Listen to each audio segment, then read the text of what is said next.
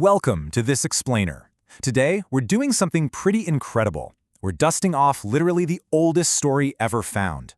Buried under thousands of years of silence in ancient Mesopotamia, 12 fire-scorched clay tablets revealed a deeply, deeply human tale that makes the Bible look like a recent publication.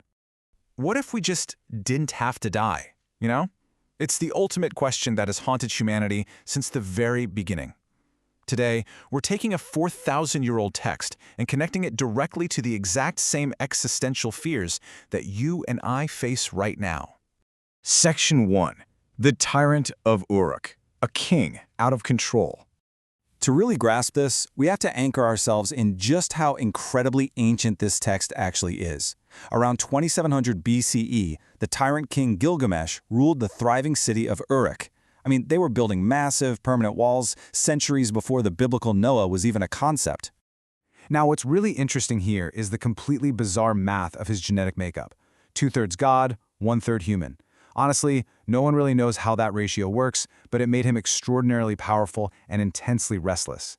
He was a tyrant who was just completely exhausting his people. Section 2. Brotherhood forged in battle. And this brilliantly illustrates the gods' solution to that tyranny. To absorb the king's excess energy, they created a cosmic counterweight named Enkidu, the exact opposite of Gilgamesh. While the king was born in a palace, Enkidu was shaped from clay and ran wild in the wilderness, right up until they finally met in a massive, city-shaking brawl. But you know what? That fight didn't end in hatred. It ended in brotherhood. Together, their momentum was absolutely unstoppable. They slayed the fearsome monster Humbaba, they killed the bull of heaven sent by the goddess Ishtar. As brothers by choice, they were conquering everything in their path. But then, the gods called in the debt. For killing those divine beasts, a steep price had to be paid. One of these unstoppable brothers had to die, and they chose Enkidu. Section 3. The Fear of Death. Enkidu falls ill. And for 7 days and 7 nights, Gilgamesh just sat beside him, desperately searching for a heartbeat, absolutely refusing to bury him. He actually waited until a worm literally fell from his friend's chest. Only then did the raw devastation of reality finally land. So the crucial point is that watching Enkidu die wasn't just profoundly sad, it completely shifted his grief into unfiltered, terrifying fear. Gilgamesh looked at his dead friend and realized his own 1/3 human side was going to expire too. It absolutely broke him psychologically. Section 4. The Impossible Desperate Journey.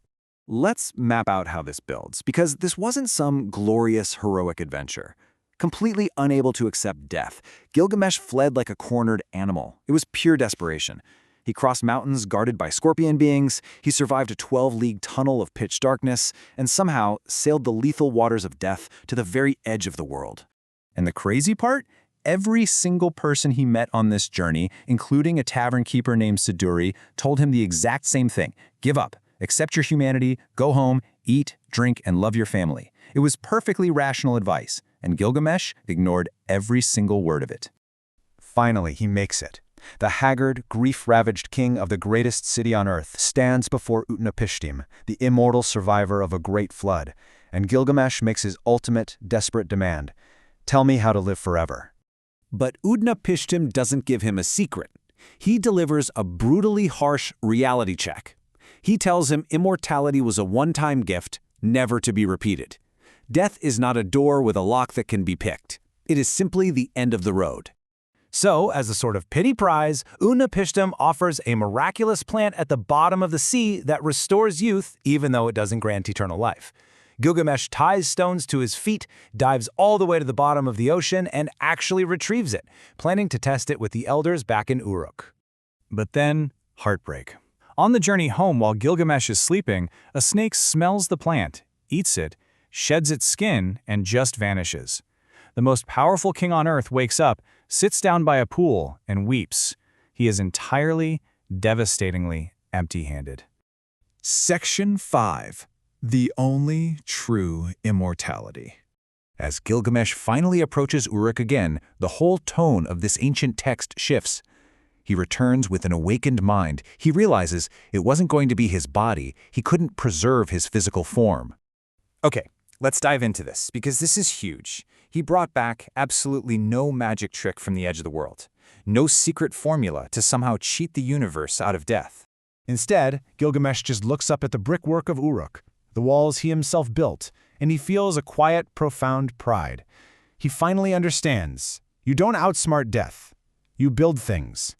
A lasting legacy is literally the only functional solution to mortality we have. Now those physical walls of Uruk, they've long since crumbled. But the clay tablets, the story itself, they survived floods, the destruction of cities, and the slow, brutal erosion of time. Because leaving a meaningful story behind is how you truly outlast death. The search for immortality wasn't wrong, It was just deeply, deeply human. The story is what survives. So as we wrap up this explainer, I want to leave you with this one thought to chew on. What walls are you building to leave behind?